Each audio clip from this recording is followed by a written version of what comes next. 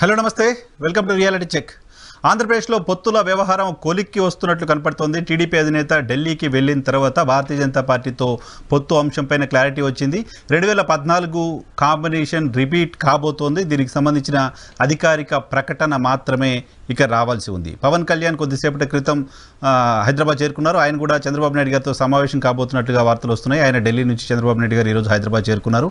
మరోవైపు AP CM Jaganmohan Reddy Delhi వెళ్తున్నారు. ఢిల్లీ వెళ్తోంది రాష్ట్ర ప్రభుత్వానికి, రాష్ట్రానికి రావాల్సిన నిధులు, రాష్ట్రంలో అమలవుతున్న పథకాలు, వాటికి సంబంధించిన అంశాలపైన చర్చించడం కోసం ఢిల్లీకి వెళ్తున్నారంటూ అధికారికంగా సమాచారం అందుతున్నప్పటికీ రాష్ట్రంలో ఉన్న రాజకీయ పరిణామాలు చూసిన తర్వాత, చంద్రబాబు నాయుడు గారి ఢిల్లీ పర్యటన తర్వాత ప్రధాని మోదీతో జగన్మోహన్ రెడ్డి సమావేశం కానుండడం ఖచ్చితంగా రాజకీయ ప్రాధాన్యత సంతరించుకుంటోంది. సో ఆంధ్రప్రదేశ్లో జరుగుతున్న ఈ పరిణామాలపైన రియాలిటీ చెక్లో ఈరోజు డిబేట్ చూద్దాం. డిబేట్లో మనతో పాటు జాయిన్ అవుతున్నారు తెలుగుదేశం పార్టీ నుంచి గాయత్రి గారు, వైఎస్ఆర్ కాంగ్రెస్ పార్టీ నుంచి కారుమూరి వెంకటరెడ్డి గారు, భారతీయ జనతా పార్టీ నుంచి దిద్దుకుంట వెంకటేశ్వర రెడ్డి గారు, అలాగే senior political analyst Uppal Lakshman garu మనతో పాటు లైవ్లో జాయిన్ అవుతున్నారు. ముందుగా గాయత్రి గారు నమస్తే, కంగ్రాచులేషన్స్. దేనికండి కంగ్రాట్స్? నమస్తే. ముందు మీకు గుడ్ ఈవినింగ్, మీకు ప్యానెల్ లో అందరికి. దేనికంటారేంటి, మీరేంది విష్ చేయట్లేదా భారతీయ జనతా పార్టీతో పొత్తుని? అంటే పొత్తు ఉన్నా లేకపోయినా అది ఇంకా ఆబ్లిగేషన్ కింద అది పొత్తు ఉందని ఇంకా ఏమీ డిసైడ్ అవ్వలేదు కదండి అఫీషియల్ గా. సో మీరు నాకు కంగ్రాట్స్ చెప్పేసరికి నాకు అర్థం కాలేదు. మీరు రేపు వినాయక్ ఎలాగో కంగ్రాట్స్ చెప్తురు కానిలేండి. అది ఎవరు ఉన్నా ఎవరు లేకపోయినా నేను ఇప్పటికి 10 సార్లు చెప్పాను ప్రతి డిబేట్ లో, మేము 100% TDP is going to form the government, CBN అనే ఆయన సీఎం అవుతారు నెక్స్ట్ టర్మ్ అని చెప్పి నేను చెప్పాను. సో నేను అదే మాట మీద ఉన్నా. ఆంధ్రప్రదేశ్ లో ఎవరు విన్ అయినా కంగ్రాచులేషన్ డెఫినెట్ గా చెప్తాను నేను. సో తెలుగుదేశం పార్టీ బీజేపీ పొత్తుకు సంబంధించి క్లారిటీ వచ్చిందా? పొత్తు మీరు కోరుకుంటున్నారా? బీజేపీ కావాలనుకుంటుందా? పొత్తు అవసరం ఎందుకు వస్తోంది? అంటే ఇప్పుడు మీరు జర్నలిస్టే కాబట్టి నేను మిమ్మల్ని క్వశ్చన్ అడుగుతున్నాను. ఆంధ్రప్రదేశ్ లో బీజేపీకి ఎంత ఓట్ బ్యాంక్ ఉందండి? Not more than 1%. Not even 1%.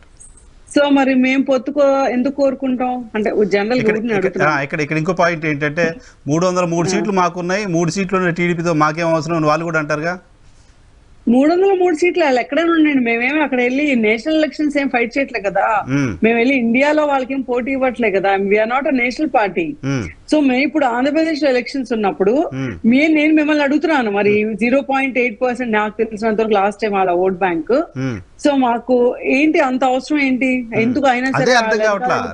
నాకు కూడా లాజిక్ అర్థం కావట్లేదు. తెలుగుదేశం పార్టీ వెళ్ళి బీజేపీని పొత్తుకు రండి అని అడగాల్సిన అవసరం డెఫినెట్ గా లేదు పొలిటికల్ సిచ్యువేషన్. అట్లీస్ట్ సో ఇప్పుడు మేమేమంటాం, మేము వెళ్ళి అడగలేదు, వాళ్ళు పిలిచారని మేము చెప్తాం. కాదు వాళ్ళు ఏమంటారు, ఎప్పటి నుంచో వీళ్ళు అడుగుతున్నారని వాళ్ళు అంటారు. మధ్యలో జనసేన వాళ్ళు వస్తే ఏమంటారు, పవన్ కళ్యాణ్ అరేంజ్ చేసాడు, ఇదంతా జరుగుతుంది ఎవరి పార్టీకి అంతే కదా. ఇప్పుడు నేను ఇక్కడ ఎంత మాట్లాడినది అంతా ఫూల్ చేయడానికి, కానీ ఏమో పొత్తు ఉండొచ్చు ఉండకపోవచ్చు. నేను I can't give you clarity. ఎందుకంటే ఏ ఎలక్షన్ అయినా ఏ పార్టీ అయినా వెళ్తున్నప్పుడు ఒక్కొక్కరికి ఒక్కొక్క రకమైన స్ట్రాటజిస్ట్ ఉంటారు. ఇప్పుడు ఫర్ ఇన్స్టెన్స్ 2019 లో వైసీపీ పార్టీ వాళ్ళు ఐపాక్ టీమ్ తో టైఅప్ అయ్యి పీకి ప్రశాంత్ కిషోర్ అనే స్ట్రాటజిస్ట్ వెళ్ళారు. అది వాళ్ళ స్ట్రాటజీ. వాళ్ళు ఎవరితో పొట్టు పెట్టుకోకుండా వాళ్ళు ఒక స్ట్రాటజీస్ తీసుకుని వాళ్ళకి 1000 కోట్లు డబ్బులు ఇచ్చుకొని వాళ్ళు ఏం చేయాలనుకోవాలి వాళ్ళు చేసుకున్నారు. ఎంత ఈ రోజుల్లో ఎలక్షన్ ఎలా అయిపోయిందంటే మేము మంచి చేసాం, ఈ ప్రాజెక్ట్స్ చేసాం, అది చేసాం అని చెప్పినా కూడా ఎవరు పట్టించుకోవట్లేదు. ఎవరు ఏమైనా చేసుకోనండి, ఒక స్ట్రాటజిస్ట్ పెట్టుకొని ఒక ప్రొపగాండాని కంప్లీట్ గా మన ఏ స్టేట్ ఎలక్షన్ అయితే స్టేట్, కంట్రీ ఎలక్షన్స్ అయితే కంట్రీ ఎలక్షన్స్, ఎక్కడైనా సరే ఎవడైతే బాగా గట్టిగా ప్రొపగాండా స్ప్రెడ్ చేస్తారో వాళ్ళే గెలుస్తారు. ఇదైతే అర్థమైపోయింది. నేను జనరల్ గా చెప్తున్నాను, నాట్ యాజ్ ఎ టీడీపీ స్పోక్సన్ కాదు. సో ఇవన్నీ కాకుండా ఈ రాష్ట్రంలో ఒక చిన్న మాకున్న ప్రాబ్లం ఏంటంటే సజావుగా ఎలక్షన్ సాగనివ్వడు జగన్మోహన్ రెడ్డి అనే వ్యక్తి. అంటే టేక్ ఇన్ హిస్ హిస్టరీ, ఇంతకు ముందు జరిగిన ఎలక్షన్స్ అప్పుడు వాళ్ళు లేకపోతేనే, వాళ్ళ స్టేట్ లో వాళ్ళ అధికారులు లేకపోతేనే ఏ రకంగా అంటే ఓటింగ్స్ తీసేయటం, ఐపాక్ హెల్ప్ తో డేటా చోరీ చేయటం గానీ ఇంకా మిగతా అన్ని కూడా చూసాం. అప్పుడు ఎంత బాగా పకడ్బందీగా ఆయన అరేంజ్ చేసుకున్నారు అని చెప్పి. సో వాళ్ళ అధికారంలోకి వచ్చాక అంతగానే ఎక్కువ చూసాం దారుణాలు. అంటే మున్సిపల్ ఎలక్షన్స్ కానీ, మధ్యలో వచ్చిన బై ఎలక్షన్స్ కానీ, లేకపోతే పంచాయతీస్ కానీ, ఏదైనా కానీ. సో అవన్నీ చూసినప్పుడు మాకు ఉంటది, ఇప్పుడు రేపు ఎలక్షన్ సజావుగా సాగాలంటే మాకు సెంటర్ నుంచి ఎంత కొంత సపోర్ట్ కావాలి. ఇలాంటి దుర్మార్గాన్ని ఎదుర్కోవాలంటే మాకు కూడా సెంట్రల్ నుంచి సపోర్ట్ కావాలి. కాబట్టి బాబు గారు మేబీ వెళ్ళినా కూడా ఒక ఆబ్లిగేషన్ ఉంటది కాబట్టి వెళ్ళుంటారు అనుకుంటున్నాను నేను.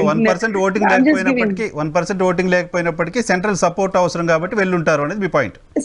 Centre support 100%. ఇప్పుడు జగన్మోహన్ రెడ్డి గారు కూడా కావాలండి. ఇప్పుడు ఈ 5 ఏళ్లలో ఎన్నిసార్లు తిరిగారు చెప్పండి?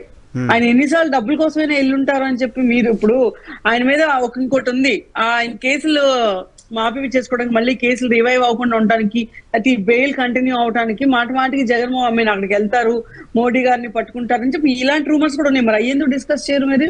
మరి ఎందుకు మరి మోడీ గారు ఇప్పుడు దాకా ఎందుకు యాక్షన్ తీసుకోలేదు? ఆయన అక్కడ ఏం చేస్తున్నారు, ఏం ఫేవర్స్ ఇస్తున్నారు జగన్మోహన్ రెడ్డి గారు? ఒక్కొక్కళ్ళు ఒక్కొక్క స్టైల్ ఉంటుందండి. కొంతమంది మీరు బిలీవ్ చేస్తున్నారా జగన్మోహన్ రెడ్డి గారి కేసుల నుంచి మోదీ గారు కాపాడుతున్నారు అని? ఏమండి నేనేం చెప్పా, ఇలా 100 రూమర్స్ ఉంటాయి, రూమర్స్. నేను అదే చెప్తున్నా, దానిలో ఎంత నిజం ఉంది ఎంత అబద్ధం ఉందని చెప్పి 4 రోజులు పోతే తెలిసిపోయింది. పాయింట్ ఏంటంటే, సో భారతీయ జనతా పార్టీ అవసరం ఎందుకంటే భయంతో భారతీయ జనతా పార్టీ అవసరం వచ్చిందా మీకు ఇప్పుడు? అంటే ఇప్పుడు కాదండి, ఇప్పుడు అంత లోక్సభలో అంటే ఆయన బిల్లు పాస్ చేయడానికి ఆయన దగ్గర, మోడీ గారి దగ్గర ఫుల్ స్ట్రెంగ్త్ ఉంది. బట్ రాజ్యసభలో ఏ బిల్లు పాస్ అవ్వాలన్నా వైసీపీ రాజ్యసభ ఎంపీస్ కూడా అంతే కీలకం అని తెలిసినా కూడా ఇప్పుడు మన దగ్గర రాష్ట్రంలోకి వచ్చి నేను నడుము ఎరగొడతా, ఏదో చేస్తా, మెడలో ఉంచుతా అని మాకు ఇక్కడ ఎట్టి బస్సులు మేము తెచ్చుకుంటాం అని చెప్పాయినా అక్కడ రాజ్యసభలో ఒక బిల్లు కూడా ఆపలేకపోయారు కదా, వీళ్ళ చేతిలో ఉన్నా కూడా. అదేమంటే మాకు లోక్సభలో అంటే మాకు స్ట్రెంగ్త్ లేదు కాబట్టి మేము ఆపలేకపోతున్నాం అన్నారు. They are many things. ఇప్పుడు సిటిజన్షిప్ అమెండ్మెంట్ యాక్ట్ ఉంది, ఆ రోజు వాళ్ళు బయటకు వచ్చి మాట్లాడింది ఏంటి, మేము దీనికి అగేన్స్ట్, ముస్లింలకు అన్యాయం జరుగుతుందని వాట్ ఎవర్ ఇలా మాట్లాడారు. అక్కడ కాముగా వెళ్ళిపోయి బిల్ మీద పాస్ చేశారు, సంతకం పెట్టేశారు. మీరు వాళ్ళిద్దరు ఆయన ముందు మోదీ గారికి ఏమైనా కావాల్సి వస్తే ఫస్ట్ ఎవరు ఓకే చెప్దామా అని మీరు ఇద్దరు నిలబడుతున్నారు లైన్ లో. ముందు జగన్ గారు ఓకే అంటారా? ఎందుకు మరి ఎందుకు 151 స్ట్రెంగ్త్ ఉన్న జగన్మోహన్ రెడ్డి గాని, జస్ట్ 23 సీట్లతో గెలిచిన టీడీపీ పార్టీ గాని, అసలు సీట్లే లేని జనసేన అయినా కానీ, అంటే వాళ్ళకి ఆల్రెడీ క్రేజ్ ఉంది. మరి ఇంతమంది ఎందుకు మరి బీజేపీకే ఎందుకు సపోర్ట్ చేస్తున్నారు నా క్వశ్చన్ కూడా యాక్చువల్ గా. ఎందుకంటారు? మీ అభిప్రాయం ఏంటి? రాష్ట్ర ప్రభుత్వం చెప్తోంది కేంద్రం రాష్ట్రం మధ్య సఖ్యత ఉండాలి కాబట్టి ఘర్షణ వైఖరి అవసరం లేదు కాబట్టి మేము కలిసి వెళ్తున్నామని. ఎన్ఆర్సీ ఇష్యూలో మేము కేంద్ర ప్రభుత్వ నిర్ణయాన్ని వ్యతిరేకించామని వైఎస్ఆర్ కాంగ్రెస్ పార్టీ చెప్తోంది. ఎన్ఆర్సీ బిల్లు వెనక్కి పోవడం వెనక రీజన్ మేమే అని చెప్తోంది. అక్కడ మీరు సంతకం పెట్టామని చెప్పి వాళ్ళ ఎంపీలు చాలాసార్లు చెప్పారు కదండి. అక్కడ సంతకం పెట్టిన ఎంపీలు ఇప్పుడు చెప్పండి, ప్రూవ్ చేసుకోండి, మేము వ్యతిరేకించాం, మేము అబ్సెంట్ అయ్యారు, ఎవరు వెళ్ళలేదు అనుకుంటా ఆ రోజు, అంతే. అదొక్కటే జరిగింది తప్పించి ఈ రోజు దాకా ఏది వాళ్ళేం అడ్డు చెప్పలేదు కదా. మరి ఎందుకు చేస్తున్నారు? 151 సీట్స్ ఉన్నా అంటే ఎవరికైనా సరే సెంటర్ తో రిలేషన్స్ కావాలి. సో సెంట్రల్ అటు వైసీపీని కావచ్చు, ఇటు మిమ్మల్ని కావచ్చు భయపెట్టే మీ వాళ్ళ కంట్రోల్లో ఉంచుకుంటుందా అండి? భయం అన్నాను కానీ ఆబ్వియస్లీ సెంటర్ లో ఏ గవర్నమెంట్ ఉన్నా, అది కాంగ్రెస్ అయినా బీజేపీ అయినా, ఎవరికైనా సరే వాళ్ళకి ఫ్రెండ్లీగా ఉండే వాళ్ళకి ఫస్ట్ అడ్వాంటేజ్ ఉంటది. లేదు వాళ్ళతో ఎన్విటీ ఉంటే లాస్ట్ అడ్వాంటేజ్, మనకి అడ్వాంటేజ్ ఉండదు, మనం లాస్ట్ తోసేస్తారు లిస్ట్ లో. ఏ అడ్వాంటేజ్ ఇప్పుడు కోరుకుంటోంది టీడీపీ?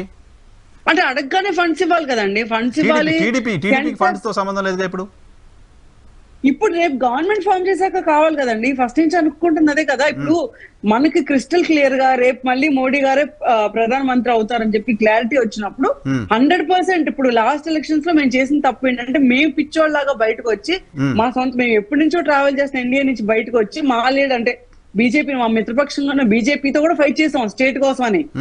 అది అప్పుడు ఆ తర్వాత అర్థమైంది. ఇప్పుడు జగన్మోహన్ రెడ్డిని చూసి నేర్చుకోవాలి మనం, ఊరినే ఫైట్ చేసి. ఇప్పుడు ఆయన ఏం చెప్పాడు, నేను నీకు స్పెషల్ స్టేటస్ తీసుకొస్తా అని చెప్పాడు. వచ్చాక అసలు ఒక్క రోజు కూడా స్పెషల్ స్టేటస్ అన్న మాట నోట్లోంచి బయటకు వచ్చిందే లేదు.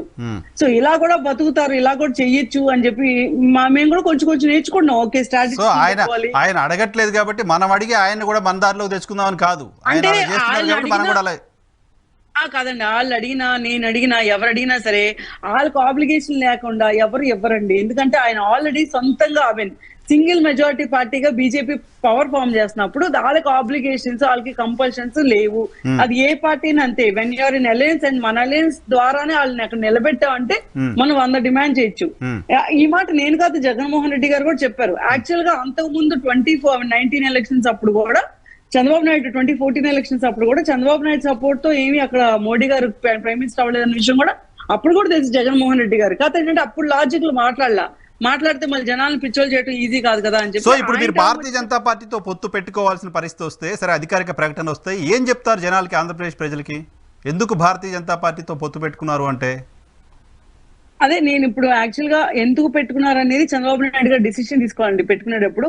అది ఎందుకు పెట్టుకున్నారో కూడా ఆయనే నాకు తెలిసి ఆయనే చెప్తారు. ఎందుకంటే ఈవెన్ వీఆర్ థింకింగ్ లైక్ ఎందుకు పెట్టుకున్నా, నేను ఇందాక మిమ్మల్ని క్వశ్చన్ అడిగాను కదా, 0.8% ఓట్ షేర్ ఉన్నప్పుడు ఎందుకు పెట్టుకుంటారు అంటే దానికి నేనైతే కొన్ని ఆబ్లిగేషన్స్, కొన్ని కంపల్షన్స్, కొన్ని స్ట్రాటజీస్ అన్ని క్యాలిక్యులేట్ చేసుకొని. మీరు చాలా హానెస్ట్ గా మాట్లాడుతున్నారని అనిపించింది నాకు ఈ 2 minutes మీరు మాట్లాడిన దానిలో. తెలుగుదేశం పార్టీలో ఏమనుకుంటున్నారండి, ఏమనుకుంటున్నారు? నిజంగానే తెలుగుదేశం పార్టీ భారతీయ జనతా పార్టీతో పొత్తు కోరుకుంటుందా?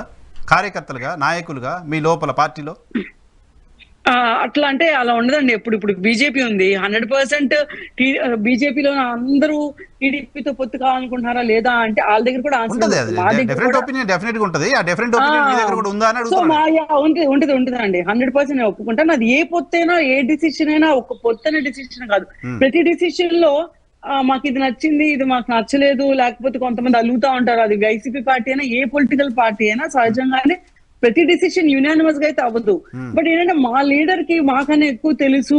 సరే ఆయన ఏం చేసినా దానికి ఒక అర్థం ఉంటది, దాని వెనకాల ఏదో కంపల్షన్ ఆబ్లిగేషన్ ఉంటుంటది అని నమ్ముకొని చాలా మంది ముందుకెళ్తారు. ఎవరైనా సరే at the end of the day leader ఏం చెప్తే అది వినాలి అని చెప్పి ఒక డిసిప్లిన్ లో ఉంటాం. అది రైట్. వెంకటరెడ్డి గారు నమస్తే, good evening sir. Good evening అండి మీకు, ప్యానెల్లో ఉన్న అందరికి, అట్లానే ఈహా టీవీ ప్రేక్షకులందరికీ నమస్కారాలు. వైఎన్ఆర్ గారు ఏంటి అసలు మీ పర్సెప్షన్ ఏంటి? టీడీపీ, జనసేన, భారతీయ జనతా పార్టీ కలిసి వస్తున్నాయంటే ఏమైనా భయపడుతున్నారా, ప్యానిక్ అవుతున్నారా? 2014 కాంబినేషనే కాదు 2014 రిజల్ట్ కూడా రిపీట్ అవుద్దామని భయపడుతున్నారా? చాలా ఆనందంగా ఉంది సార్ మాకు. ఎట్లా? అంతే కదా, వాళ్ళు ముగ్గురు కాదు ఇంకెంతమంది ఉంటే అంతమంది కలిసి వస్తే మాకు సత్తా ఏందో చూపించడానికి మాకు ఇంకో అవకాశం దొరికింది కదా. ఇప్పుడు మొన్నటిదాకా ఏమనుకున్నారు, తెలుగుదేశం జనసేన కలిసి వస్తే బీజేపీ వాళ్ళతో కలిసి రాలేదనుకోండి, వాళ్ళు ఓడిపోయిన తర్వాత తెలుగుదేశం జనసేన వాళ్ళ స్టేట్మెంట్ ఏ విధంగా ఉండేదంటే, మా బీజేపీ కూడా కలిసి వచ్చింటే మా సత్తా చూపించేవాళ్ళం, బీజేపీ రాలేదు కాబట్టి కేంద్రం వాళ్ళకి బాగా సహకరించేసింది, అందుకని లేకపోతే ఈవీఎంలను మోడీ మేనేజ్ చేసి జగన్మోహన్ రెడ్డి గారికి అప్పచెప్పేశాడు, అందుకని మళ్ళీ జగన్మోహన్ రెడ్డి గారు రెండోసారి అధికారంలోకి వచ్చారని చెప్పి ఎమ్మటం వాళ్ళ స్టేట్మెంట్ అట్లా టర్న్ అయ్యేది. ఇప్పుడు అవకాశం ఉండదుగా, ఎందుకంటే వాళ్ళు ముగ్గురు కలిసి వచ్చారనుకో, వాళ్ళు 2014 రిపీట్ అవుద్దని చెప్తున్నారు కదా, మేము 2019కి మించిన ఫలితాలు రిపీట్ అవుతున్నాయి, చూద్దాం, మీరు కలిసారండి అని చెప్తున్నాం. కాకపోతే ఇక్కడ నైతికత అనైతికత ఒకటి ఉంటది. దానికి సమాధానం చెప్పి మీరు అన్న మాటలకి క్షమాపణలు చెప్పు, లేదు తిట్టించుకున్నా మాకు పర్లేదు అని చెప్పి వాళ్ళు మమ్మల్ని తిడితే మీకేందని వాళ్ళు మమ్మల్ని అడిగి అట్లాంటివి అడిగితే సరే తిట్టించుకోండి అని చెప్పి మేము కూడా మాట్లాడదాం. ఎందుకంటే ఇదే పాపం మోడీ గారిని, సార్ నా వాయిస్ బ్రేక్ అవ్వట్లేదుగా? క్లియర్ గా ఉంది ప్లీజ్. మోడీ గారి భార్యని ఏ విధంగా తిట్టించారో, అసలు నువ్వు పెళ్ళాన్నే చూడలేనాడు, ఈ దేశాన్ని ఏం కాపాడతావు, ఈ దేశాన్ని ఏం పరిపాలిస్తావు అన్నారు కదా. లేదు ఇప్పుడు పెళ్ళాన్ని చూసుకోకపోయినా దేశాన్ని బాగానే చూస్తున్నాడు.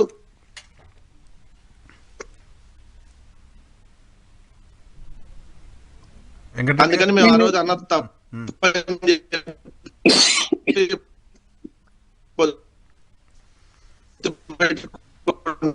డిస్టర్బెన్స్ ఉంది వెంకటరెడ్డి గారు.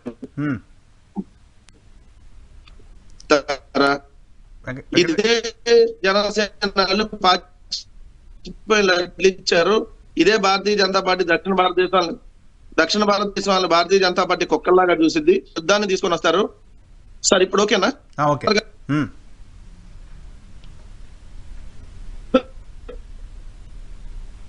సార్ ఇప్పుడు ఓకేనా సార్? ఓకేనండి, ప్లీజ్ క్యారియర్.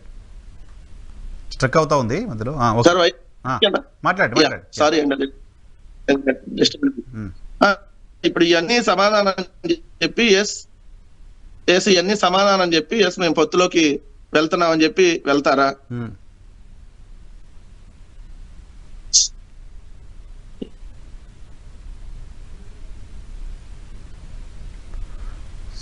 సమ్ డిస్టర్బెన్స్ ఉందండి, మళ్ళీ రానా వెంకటరెడ్డి గారు మీ దగ్గరికి? ఏదో నెట్వర్క్ ఇష్యూ ఉంది మీ దగ్గర. గ్యాప్లో ఒకసారి నేను మీ రెండు పార్టీలు వర్షన్ తీసుకున్న తర్వాత లక్ష్మణ్ గారి దగ్గరికి వెళ్దాం అనుకున్నాను, బట్ ముందు వెళ్ళిపోతాను. లక్ష్మణ్ గారు నమస్తే. నమస్తే, చెప్పండి. ఏంటి సంగతులు సార్? ఈ పొత్తులు, వ్యవహారాలు, వార్తలు, గొడవ మొత్తం ఢిల్లీ చుట్టూ తిరుగుతోంది. సార్ వైఎన్ఆర్ గారు వాయిస్ వినపడుతుందా? సార్ ఇప్పుడు క్లియర్ అయినట్టు సార్. వీటన్నిటికీ సమాధానం చెప్పి అన్నదంతా రాంగు, మేము మోడీ గారిని అప్పుడు కావాలని రాజకీయ పరంగా తిట్టాం, కావాలని అమిత్ షా మీద రాళ్ళు వేయించి మేము ఈ రోజు మళ్ళీ వెళ్తున్నాం అని చెప్పి వీళ్ళు మరి తెలుగుదేశం వెళ్తున్నా సమాధానం చెప్పాలి. ఇందాక మేము ఇన్నిసార్లు వెళ్ళాం కదా, కేసుల కోసం వెళ్ళారని చెప్పి ఏదో అనుకుంటున్నారు, దానికి సమాధానం చెప్పన్నారు. లోకేష్ అమిత్ షా గారిని కలిసి వచ్చినాక బెయిల్ వచ్చింది అనేది వాస్తవం. కానీ మేము అమిత్ షా బెయిల్ ఇప్పించాడని అయితే మేము అంటలా. మాకు న్యాయస్థానాలంటే గౌరవం ఉంది. సో అమిత్ షా గారు బెయిల్ ఇప్పించారనేటటువంటి వాదన అయితే నేను తీసుకురావట్లా. బట్ వాటన్నిటికీ కూడా మీరు సమాధానం చెప్పాల్సి ఉంటుంది కదా. ఇట్లా అనుకుంటున్నారు, మరి నిజంగా బెయిల్ ఇప్పించింది అమిత్ షానా? ఎందుకు లోకేష్ అసలు ఏ స్థాయిలో వెళ్ళి అమిత్ షా గారిని ఎందుకు కలిసి వచ్చాడు, ఏ హోదాలో కలిసి వచ్చాడు? కలిసి వచ్చినాక మీ పత్రికలో రాసిందే కదా, ఆ జడ్జి ఎవరని చెప్పి అమిత్ షా గారు అడిగారని చెప్పి మీ తెలుగుదేశం కరపత్రికలో రాశారు. మరి దానికి కూడా మీరు సమాధానం చెప్పాల్సి ఉంటుంది కదా. అదొక పాయింట్. ఇంకో అంశం వచ్చేటప్పటికి ఏదైతే వాళ్ళ పొత్తులకు సంబంధించి బీజేపీ తిట్టడం, మళ్ళీ బీజేపీతో విడిపోవటం, బీజేపీతో మళ్ళీ కలవటం, మళ్ళీ విడిపోవటం, ఇది మూడోసారి నాకు తెలిసి. 99 2004లో కలిసి పోటీ చేశారు, తర్వాత విడిపోయారు. మళ్ళీ 2014లో కలిసి పోటీ చేశారు, మళ్ళీ 2019లో విడిపోయారు, మళ్ళీ ఇప్పుడు 24లో కలిసి పోటీ చేస్తున్నా అని చెప్తున్నారు. అంటే మరి మీరు కలవటము, విడిపోవటము, తిట్టుకోవటం, తిట్టించుకోవటం, వాళ్ళు మిమ్మల్ని తిడతాం, మీరు వాళ్ళని తిడతాం, ఇవన్నీ మీకు కామనే కాబట్టి ప్రజలకు కూడా చెప్పండి. మేమేం తిట్టుకుంటామండి, వాళ్ళకి బుద్ధి లేదు, మాకు బుద్ధి లేదు, వాళ్ళకి సిగ్గు లేదు, మాకు సిగ్గు లేదు, కలిసినా తిట్టినా తిట్టించుకున్నా మేము పడతాము. ప్రజలకు కానీ మేము మిగిలిన పార్టీలకు కానీ మేము సమాధానాలు చెప్పాల్సినటువంటి అవసరం లేదని చెప్పి పొత్తులోకి వెళ్తారా సార్? నా వాయిస్ క్లియర్ గా ఉందా? అట్లా ఇంకొక విషయం నేను అడుగుతా. ఇందాక గాయత్రి గారు అంటున్నారు, రేపు అధికారంలోకి వచ్చినాక కేంద్ర ప్రభుత్వం సపోర్ట్ కావాలి కాబట్టి ముందే వెళ్ళి పొత్తులు పెట్టుకుంటున్నా అని చెప్తున్నారు. ఆలు లేదు, సూలు లేదు, కొడుకు పోటీ సోమలింగం అని తెలుగులో సామెత ఉండదు. అరే అసలు మీరు ఎప్పుడు పోటీ చేస్తారో, అసలు మీ కథ ఏందో, రేపు పొద్దున మీ పార్టీ పూర్తిగా క్లోజ్ అయ్యే పరిస్థితిలో మళ్ళీ ఓవర్లో వాళ్ళంటే అక్కడ అధికారంలోకి వస్తారంట కేంద్రంలో. సో మళ్ళీ మీరు కూడా ఇక్కడ అంటే వచ్చేస్తారంట. దానికోసం అంట అప్పుడు సఖ్యతతో ఉండాలి కాబట్టి ముందు నుంచి ఎప్పుడు వెళ్ళి కాళ్ళు పట్టుకొని సఖ్యతగా ఉండాలని చెప్పి పొత్తులోకి వెళ్తున్నారని చెప్పి ఆయన చెప్తున్నటువంటి పరిస్థితి. ఇక ఇట్లాంటివి ఎక్కడన్నా జరుగుతాయా? మీరు వైఎస్ఆర్ కాంగ్రెస్ పార్టీ అనే ఒక పార్టీని ఎదుర్కోవడం కోసం, జగన్మోహన్ రెడ్డి అనే ఒక వ్యక్తిని ఎదుర్కోవటం కోసం మీ 45 సంవత్సరాల రాజకీయ పార్టీ, మా పార్టీ పెట్టి ఇది మేము 3వ ఎలక్షన్ ఫేస్ చేయబోతుంది. మీ పార్టీ పెట్టినాక ఒక 10 ఎలక్షన్ ఫేస్ చేశారు మీరు. చంద్రబాబు నాయుడు 99, 2004, 2009, 2014, 2019, రేపు వస్తే 6వ ఎలక్షన్. సో ఇన్ని ఎలక్షన్ ఫేస్ చేసిన మీరు ఒక జగన్మోహన్ రెడ్డి అనే వ్యక్తిని ఎదుర్కోవడం కోసం ఒక జనసేన, ఒక భారతీయ జనతా పార్టీ, ఇంకా ఇండైరెక్ట్ గా ఇంకో కాంగ్రెస్ పార్టీ, ఇండైరెక్ట్ పొత్తుల్లో కమ్యూనిస్ట్ పార్టీలు, డైరెక్ట్ పొత్తుల్లోనేమో రెండు రాజకీయ పార్టీలతో, ఇండైరెక్ట్ పొత్తులతోనేమో కొన్ని రాజకీయ పార్టీలతో మీరంతా కలిసి వెళ్తున్నారు అని అంటే దాని అర్థం ఏంటి? భయం వెంటాడుతా ఉన్నది. ఏంటి ఆ భయం? జనం ఓట్లేరనే భయం కాదంట, మీరు వ్యవస్థల్ని మేనేజ్ చేస్తున్నారు అనే భయం అంట. అంటే ఇప్పుడు మోడీ గారితో మేము వెళ్ళలేదు, మేము వ్యవస్థలు మేనేజ్ చేస్తామంటానికి మేము పొత్తు పెట్టుకోవాలా అంటే ఏ వ్యవస్థలు మేనేజ్ చేస్తారు? కేంద్ర ఎన్నికల వ్యవస్థలు మేనేజ్ చేస్తారా? వాళ్ళు చెప్పాలి సమాధానం. అప్పుడంటే వాళ్ళు మేనేజ్ చేయడానికి వెళ్తున్నారా? అంటే ఇప్పుడు భారతీయ జనతా పార్టీ దగ్గరికి ఎందుకు వెళ్తున్నారు అంటే వాళ్ళు ఈవీఎంలు మేనేజ్ చేయడానికి వెళ్తున్నారా? మేము 2019లో గెలిచింది ఈవీఎంల వల్ల అన్నాడు కదా చంద్రబాబు నాయుడు గారు. మోడీ గారిని మేనేజ్ చేసి ఈవీఎంలన్నీ ఇక్కడ పెట్టి లోకేష్ ను ఓడియటానికి ఒక ఈవీఎం తయారు చేశారు. ఇక్కడ ఈవీఎంల బాక్సులన్నీ అట్లా మంగళగిరికి, అక్కడ కుప్పంలో మాత్రం చంద్రబాబు నాయుడు గెలవాలని అలా మేనేజ్ చేసి మేము గెలిచామని చెప్పి ఆయన ఒక 3-4 నెలలు దాంట్లో కాదు. సరేలే, వాళ్ళు ఇంకా పూర్తిగా కలిసి అఫీషియల్ గా అనౌన్స్ చేసిన తర్వాత వీటన్నిటికీ సమాధానం చెప్తారు. తిట్టిన చంద్రబాబు నాయుడు గారికి లేనిది, తిట్టించుకున్న మోదీ గారికి లేనిది మీకు ఎందుకు? వాళ్ళిద్దరు ఏదో చెప్పుకుంటారు. బట్ అంతే సార్, నేను దానికి యాక్సెప్ట్ చేస్తాను. నేను దానికి ఇప్పుడు వాళ్ళు కొట్టుకుంటారా, తిట్టుకుంటారా, వాళ్ళ పిల్లాన్ని తిడతారా, వీళ్ళ తల్లిని తిడతారా, ఎవరు తిట్టించుకున్నా, ఒక నిమిషం, ఎవరిని తిట్టించుకున్నా మాకు సమాధానం చెప్పొద్దు, ప్రజలకు చెప్పండి. ఎందుకంటే ప్రజాస్వామ్యంలో మనం ప్రజలను ఓట్లు అడుగుతున్నప్పుడు ఎస్ మేము మోడీ వాళ్ళ భార్యను తిట్టిన మాట వాస్తవం, ఇదిగోండి నాడు ఇలా తిట్టాం, నేడు ఇలా పొగుడుతున్నాం, ఇది ఏమన్నాడు బాక్స్ వేసి నాడు ఇలా తిట్టింది, నేడు ఇలా కేశినేని నాని గారు మీ దగ్గర చేరారు సార్. తెలుగుదేశం కేశినేని నాని గారు మీ దగ్గర చేరారు. ఓకే, మీరు పార్టీ టికెట్ ఇచ్చారు. ఎస్. ఈ 4.5 ఏళ్లలో ఆయన అమరావతి ఇష్యూలో కావచ్చు, చంద్రబాబు నాయుడు గారు అరెస్ట్ అయినప్పుడు కావచ్చు, లోకేష్ గారి పాదయాత్ర సందర్భంలో కావచ్చు, ఎన్ని సందర్భాల్లో వైఎస్ఆర్ కాంగ్రెస్ పార్టీని తిట్టారో వీడియోలు చాలా ఉంటాయి. ఓకే, ఆయన సారీ చెప్పారా? ఒక పార్టీలో ఒక నాయకుడు తిట్టి మా దగ్గరకు వచ్చాడా అనే దానికి ఒక పార్టీ అధ్యక్షుడికి చాలా తేడా ఉంది. ఓకే, ఇప్పుడు మా ఎమ్మెల్యే ఎవరినైనా ఒకరిని తిట్టుండొచ్చు, వేరే పార్టీలోకి వెళ్ళి ఉండొచ్చు, వాళ్ళ ఎమ్మెల్యే ఎవరన్నా తిట్టుండి మళ్ళీ మా దగ్గరికి రావచ్చు, అది ఇక్కడ మా పార్టీ దగ్గరకు వచ్చారు. సో వ్యక్తులుగా ఓకే, కానీ పార్టీల అధ్యక్షులుగా తిట్టుకున్నప్పుడు సమాధానం చెప్పాలంటారు. ఇప్పుడు ఒకటి సార్, ఇప్పుడు పార్టీలో ఇప్పుడు మా దగ్గర 175 మంది ఎమ్మెల్యేలు ఒకళ్ళిద్దరు పరుషపద్యాలతో మాట్లాడడం లేదు. బట్ అవతల పార్టీ అధ్యక్షులే మాట్లాడుతున్నారు కదా. ఒక ఆయనేమో చెప్పులు తీసుకుందాం తన దగ్గర నుంచి, ఇంకో ఆయనేమో రకరకాలుగా అరే రా చూసుకుందాం ఈ విధంగా మాట్లాడేస్తున్నప్పుడు దానికి సమాధానం చెప్పాల్సిన వాళ్ళు ఉంటది. రెండోది, కేసీఆర్ నాని గారు మా దగ్గరకు వచ్చున్నారు. వచ్చేసి జగన్మోహన్ రెడ్డి గారి దగ్గర నేను పనిచేయడానికి సిద్ధపడి నేను వచ్చారు. ఎస్, అందుకని ఆయనకు అవకాశం ఇచ్చాము. సో ఇప్పుడు వాళ్ళు కూడా చెప్పండి, మేము మోడీ దగ్గర పనిచేయడానికి వెళ్తున్నాం, మోడీని తిట్టినా మోడీ దగ్గర మేము కాలబేరానికి వెళ్తున్నాం అని చెప్పమనండి. చెప్దాం కనుక్కుంటాను, ఆన్సర్ తీసుకుంటాను. దానికంటే ముందు నేను ఒకసారి లక్ష్మణ్ గారి ఒపీనియన్ తీసుకుని వస్తాను సార్ మీ దగ్గరికి. లక్ష్మణ్ గారు నమస్తే.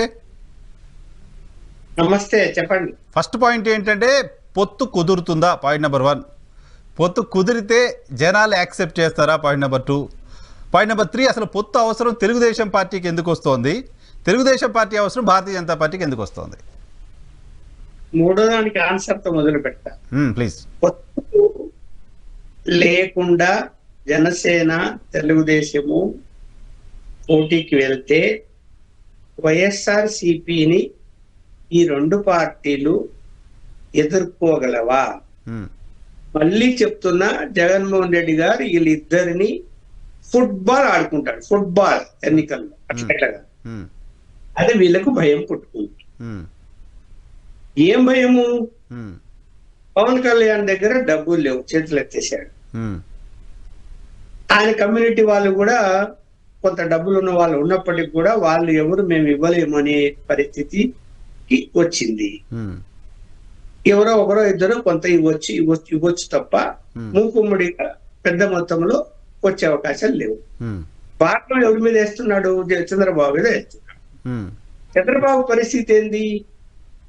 మునుపున్నటువంటి పరిస్థితి వాళ్ళు లేదు. గెలుస్తాడు అనేటువంటి నమ్మకం ఉండొచ్చేమో గాని కొంతమంది నాయకులకు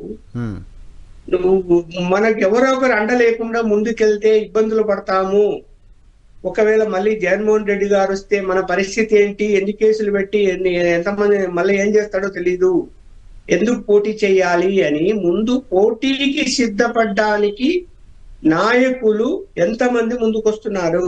ఏదో కొన్ని చోట పోటీ ఉంది, నాకు టికెట్ నా టికెట్ అని ప్రకటించుకుంటున్నారు. 175లో ఒకవేళ పవన్ కళ్యాణ్ 20-30 ఇచ్చినా 140 చోట్ల ఎంతమంది ఇవాళ అభ్యర్థులు సిద్ధంగా ఉన్నారు. అలాగే పార్లమెంట్ 25 సీట్లు ఎంతమంది సిద్ధంగా ఉన్నారు. ఏం చెప్తున్నాడు? విధి లేని పరిస్థితుల్లో ఒక అభ్యర్థి టికెట్ కోసం వెళ్ళి మాట్లాడితే, నేను పేరు చెప్పదలుచుకోలేదు, నేను 15 నుంచి 20 కోట్లు ఖర్చు పెట్టుకోగలుగుతాను, నాకు టికెట్ ఇవ్వండి అని అడిగాడు ఆయన. అదే 15-20 కుదరదయ్యా, 30 ఉంటేనే నా దగ్గరికి రా మాట్లాడు, ఆ 30 కూడా ఎక్కడ ఉన్నాయో చూపించు అని చెప్పాడు. బేరం అనేసి 30 అంటే ఇంకా అప్పులు చేయాలి ఆయన, దానికి ఉన్న ఆస్తి లేదని అమ్ముకోవాలి. ఏం చేశాడు? వెనక్కి వచ్చేసాడు. ఇలాంటి పరిస్థితుల్లో బీజేపీ అండ లేకున్నా పర్వాలే గెలిచిపోతాము అని కొన్ని మీడియా సంస్థల సలహా మాట విని 2019లో కూడా మీడియా సంస్థల మాట వినే చంద్రబాబు నాయుడు గారు దెబ్బతిన్నారు. ఆ కంప్లైంట్ నాకు ఉంది తెలుగుదేశం పార్టీ పైన. ఇది ఈసారి కూడా అదే పరిస్థితుందా? ఇప్పుడు కూడా అదే జరుగుతున్నది. ఇప్పుడు కూడా అదే జరుగుతుంటే కొంచెం మేలుకున్నాడు. తప్పు చేస్తున్నానేమో, మరి ఎవరిని చూసినా కూడా డబ్బు పెట్టే పరిస్థితులు అంత అనుకూలంగా లేనప్పుడు జగన్మోహన్ రెడ్డి గారిని ఎలా ఎదుర్కోగలుగుతాము, సాధ్యమవుతుందా అన్న ప్రశ్న వచ్చినప్పుడు, అయ్యా బాబు ఎందుకు, వాళ్ళు ఏదో పిలుస్తారు, పోయి నువ్వు వాళ్ళు ఏమైనా అడిగిన దానికి కనీసం 90% ఒప్పుకుంటే గనక ఏదైనా విషయాలు ఉంటే వాళ్ళు చూసుకుంటారు బీజేపీ వాళ్ళు, కేంద్రము అని చెప్పి సలహా తీసుకున్న తర్వాత ఈయన సరే అక్కడి నుంచి ఈయన వాళ్ళు పిలిచారా, ఈయన పోయాడా అది వివాదం లేక నేను వెళ్ళదలుచుకోలేదు, వాళ్ళే పిలిచారు ఈసారి మాత్రం. వాళ్ళ మధ్యవర్తులు పోయి ఎవరేం చెప్పాలో చెప్పారు, సరే పిలిచి మాట్లాడదాం, ఏం చెప్తాడు చూద్దామని పిలిచారు, వెళ్ళాడు. సరే రాత్రి పొద్దు పోయిన తర్వాత మాట్లాడుకున్నారు. ఏం మాట్లాడుకున్నారంటే ఎవరికి తెలియదు, ఎందుకంటే ఆయన ఎక్కడ మీడియాలో చెప్పలేదు. బీజేపీ వాళ్ళు అసలు బీజేపీ వాళ్ళు వాళ్ళిద్దరు నడ్డా గాని అమిత్ షా గారు గాని ఎప్పుడు బయట చెప్పరాలు, చెప్పి ఈయన చెప్పాలి, ఈయన లీక్ చేయాలా. ఇంకా ఆయనకు సంబంధించిన మీడియా సంస్థలు కూడా ఇంకా లీకులు రాలేదు. ఎందుకు లీక్ చేయలేదో వచ్చి పవన్ కళ్యాణ్ తో మాట్లాడిన తర్వాత లీకులు ఏమైనా సాయంత్రం రావచ్చు. ఇప్పుడు ఆల్రెడీ చేరుకున్నాడు, పవన్ కళ్యాణ్ కూడా చేరుకున్నాడు విజయవాడ, హైదరాబాద్, ఇద్దరు కలుసుకుంటారు. ఉమ్, వాళ్ళు ఏం చెప్పారు, ఎందుకంటే పవన్ కళ్యాణ్ తో కూడా ముడిపడి ఉంది కదా విషయం. ఉమ్, అందువల్ల వీళ్ళిద్దరు మాట్లాడుకొని ఫైనల్ గా ఇదిగో మేము దీనికి ఓకే అని వాళ్ళకి చెప్పగలిగితే, వాళ్ళు ఏమడిగారో అందులో 90% మినిమం ఒప్పుకుంటేనే వాళ్ళు ఎస్ అంటారు. వాళ్ళకేం అవసరం సరే, మీరు చెప్పిన బ్యాక్గ్రౌండ్ ఓకే, తెలుగుదేశం పార్టీకి జనసేనకి ఎందుకు అవసరం బీజేపీ పొత్తు అని, బీజేపీకి ఎందుకు అవసరం ఉంటుంది టీడీపీ జనసేన?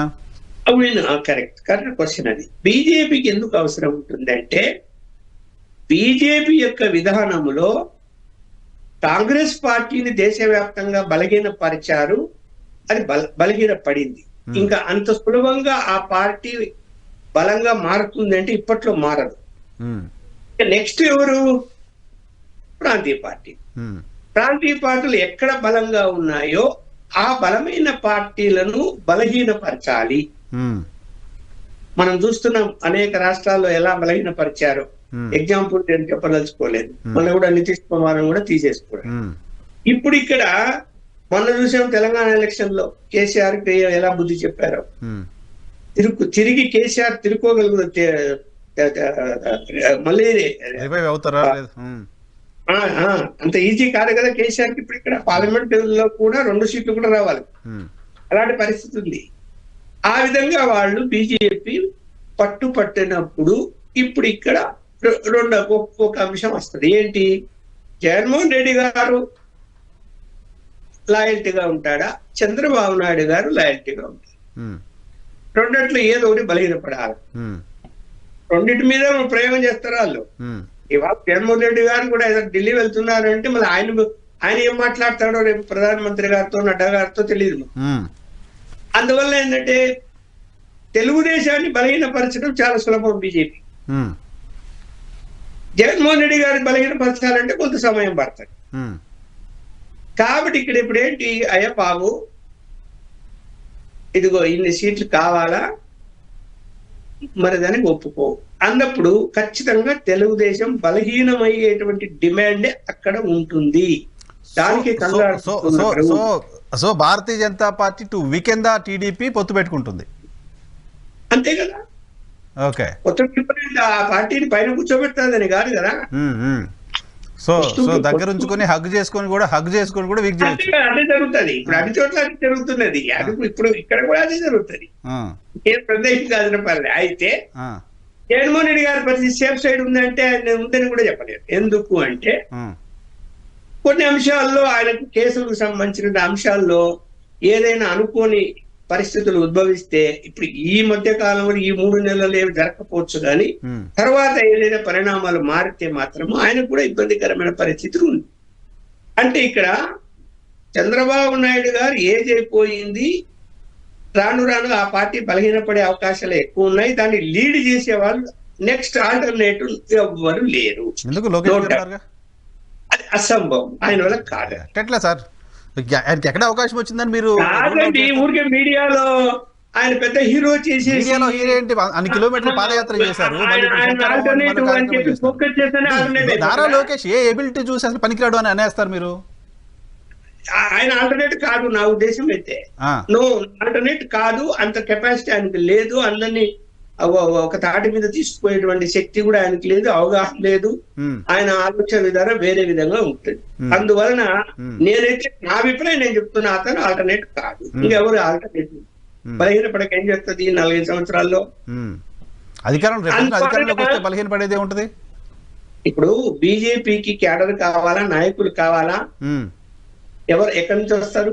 ఇతర పార్టీ నుంచి రావాలి కదా. ఉన్న వాళ్ళని బీజేపీ కూడా ఏం తప్పు చేసిందంటే, పార్టీని నమ్ముకొని 30 ఏళ్ళు 40 ఏళ్ళు ఉండేటువంటి వాళ్ళని తయారు చేసుకొని వాళ్ళకు లీడర్షిప్ ఇచ్చి వాళ్ళని గెలిపించుకొని వాళ్ళకు సీట్లు ఇచ్చి వాళ్ళకి ఆర్థికంగా ఆదుకొని లీడర్లను తయారు చేసుకొని ఉండింటే ఇవాళ సమస్య వచ్చేది కాదు. లేరు, మన వేళ్ల మీద ఎవరో ఇప్పుడు చూడండి, మనం ఎవరి పేర్లు ఎత్తినా కూడా సుజనా చౌదరి, సీఎం రమేష్, నారా భువనేశ్వరి, వీళ్ళంతా ఏ పార్టీ వాళ్ళండి? ఎందుకు మాధవ్ ఉన్నారు, సోమవీర్రాజు ఉన్నారు, జీవీఎల్ నరసింహారావు ఉన్నారు, రామ్మాధవ్ ఉన్నారు. చూడట్లేదు కన్నాలక్ష్మి నారాయణ వేరే పార్టీ. బీజేపీ నుంచి ఎదిగిన వాళ్ళు వేళ్ల మీద లెక్క పెట్టే వాళ్ళే ఉన్నారు. ఆ స్థాయికి ఆ స్థాయి నాయకులు కనపడడం లేదు, అంటే మాస్ Okay. లీడర్స్ కనపడడం లేదు. ఓకే ఫైనల్ అయితే ఇప్పుడు ఏంటి ఈ పొత్తు వైసీపీని భయపెట్టే పొత్తా, వైసీపీని డిఫీట్ చేసే పొత్తా, ఏమనిపిస్తుంది? ఖచ్చితంగా వైసీపీ కూడా ఆందోళన చెందుతుంది, నో డౌట్. పొత్తు కుదిరి అన్ని సవ్యంగా జరిగితే మాత్రం రేపట్లోగానే రిజల్ట్ వస్తుంది. జరిగితే మాత్రం వైసీపీ కూడా కొన్ని ఇబ్బందికర పరిస్థితులు అయితే వస్తాయి అన్ని విధాలుగా కూడా. ఎట్లా? 2019లో నైతికంగా బీజేపీ వైసీపీకి సపోర్ట్ చేసింది. ఎలా చేసింది అన్నది జగన్మోహన్ రెడ్డి గారు అంతరాత్మకు తెలుసు, ఎలాంటి సహాయం చేసిందో కూడా. ఏ విధంగా మనీ ఎక్కడెక్కడి నుంచి ట్రాన్స్ఫర్ అయి వచ్చిందో, ఆయన చేరిందో కూడా ఆయన అప్పుడు జగన్మోహన్ రెడ్డి గారికి సహాయం చేసిందో లేదో కానీ చంద్రబాబు నాయుడు గారిని మాత్రం కంట్రోల్ చేసింది అనేది నేను బిలీవ్ చేస్తాను, నేను నమ్ముతా. దానికి కాస్త ఎక్కువ ఒకటే కదా, అట్లా చెప్పి ఇట్లా రెండు ఒకటే. ఇక్కడ మీరు జగన్మోహన్ రెడ్డి గారికి రిటర్న్ గిఫ్ట్ ఇచ్చింది కేసీఆర్ గారు కదా. ఇప్పుడు 38 సీట్లకి ఎందుకు పడిపోయింది? కాదు, బీజేపీ నుంచి మనం వెంకటేశ్వర రెడ్డి గారు జాయిన్ అయ్యారు. ఒకసారి బీజేపీ వర్షన్ తీసుకుందాం. ఆగండి వెంకటేశ్వర రెడ్డి గారు, నమస్తే. నమస్తే అండి. నమస్తే. ఏం సార్ ఈ బీజేపీ రోల్ ఏంటి ఆంధ్రప్రదేశ్ రాజకీయాల్లో? సీట్లు సర్దుబాట్లు, సీట్లు ఏంటి, ఎవరు పోటీ చేస్తారో కూడా మీడియాలో వస్తున్నాయి. పొత్తులు ఉన్నట్టేనా? పొత్తు పైన రాష్ట్ర పార్టీకి, రాష్ట్ర నాయకత్వానికి ఏమైనా సమాచారం ఉందా కేంద్ర నాయకత్వం వైపు నుంచి? నరసింహారావు గారు, మీకు ముందుగా ప్రేక్షకులకు, తర్వాత ఈ ప్యానెల్ లో పాల్గొంటే పెద్దలందరికీ నమస్కారం తెలియజేస్తూ, భారతీయ జనతా పార్టీ ఒక జాతీయ రాజకీయ పార్టీ, ప్రపంచంలోనే అతిపెద్ద రాజకీయ పార్టీ. మేము కూడా రాజకీయాలు చేయడం కోసమే ఈ దేశంలో ఉన్నాం. ఖచ్చితంగా ఆ విధంగానే చేయగలుగుతుంది భారతీయ జనతా పార్టీ కూడా, ఆ విధంగా చేస్తూనే ఉంటుంది కూడా. కాబట్టి భారతీయ జనతా పార్టీ వేరే పొత్తుతో గాని ఎన్డీఏలో గాని చేరడానికి సంబంధించిన విషయాలు వచ్చినప్పటికీ మా జాతీయ నాయకత్వం, మా హైకమాండ్ నిర్ణయం తీసుకుంటుంది. దాన్ని ఆంధ్రప్రదేశ్ లోని కార్యకర్తలు అందరూ కూడా శిరసా వహిస్తారు.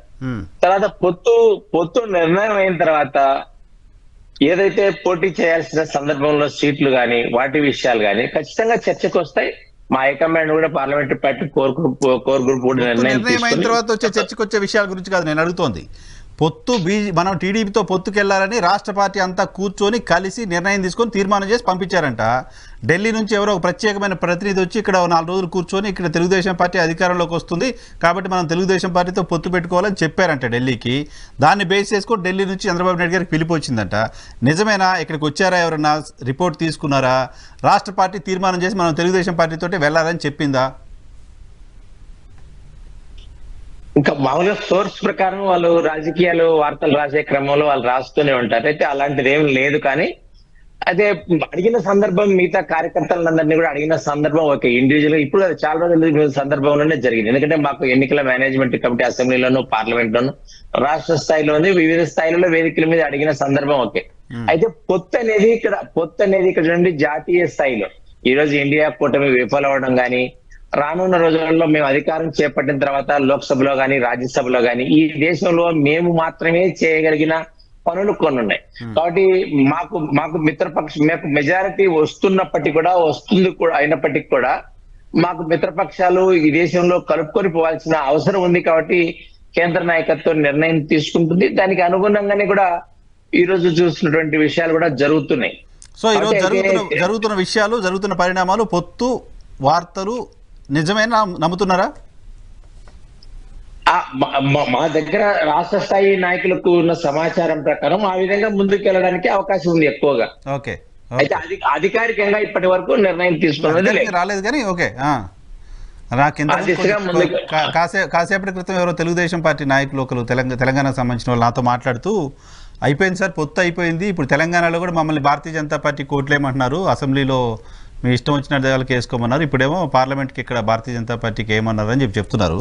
గాయత్రి గారు, నేను అడగాల, చాలా రాసుకున్నట్టున్నారు మీరు. రాసుకోవడం కాదండి, అంటే వెంకటరెడ్డి గారి మంచి పాయింట్స్ చెప్పి ఇలా తాత తిందాక సార్ కూడా పాయింట్స్ చెప్పారు. ఆయన పొలిటికల్ అనలిస్ట్ అనుకుంటా, చెప్తుంటే లక్ష్మణ్ గారు సారీ అయ్యే రాసుకున్నాను అంతే. అంటే వెంకటరెడ్డి గారు ఇందాక ఒక మాట అన్నారు, వాళ్ళు ఎంతమంది కలిసి వచ్చినా మాకు భయం లేదు, మేము ఇంకా హ్యాపీగా ఉన్నాము అని చెప్పి.